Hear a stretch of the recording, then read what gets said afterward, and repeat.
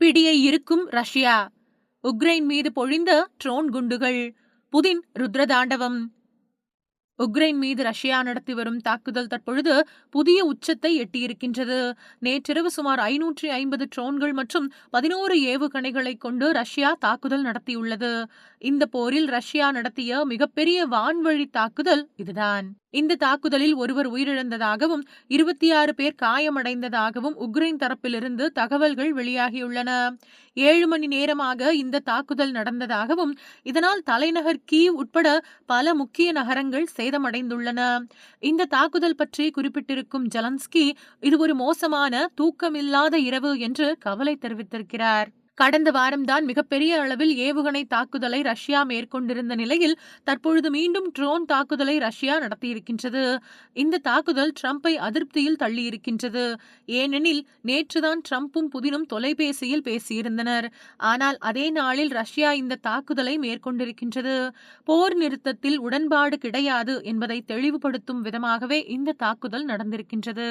போர் நிறுத்தம் குறித்து இதுவரை நடந்த முயற்சிகளில் சில பலனளித்துள்ளன. அதாவது அமெரிக்கா தலைமையில் நடந்த அமைதி பேச்சுவார்த்தையில் எந்த முடிவும் எட்டப்படவில்லை. அதே நேரம் உக்ரைன் ரஷ்யா துருக்கி மூலம் அமைதி பேச்சுவார்த்தையில் ஈடுபட்டு வருகின்றது.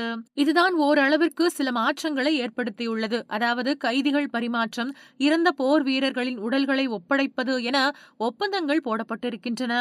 ஆக போர் நிறுத்தத்திற்கு அமெரிக்காவின் தலைமையை ஏற்கவில்லை என்பதை இந்த தாக்குதல்கள் தெளிவுபடுத்தியுள்ளன.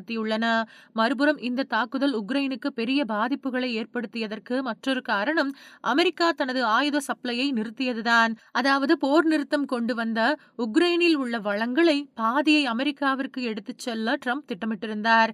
ஆனால் போர்தான் நிறுத்தப்படவில்லையே. எனவே உக்ரைனுக்கு கொடுத்து வந்த ஆயுதங்களில் பாதியை அமெரிக்கா நிறுத்திக் கொண்டது.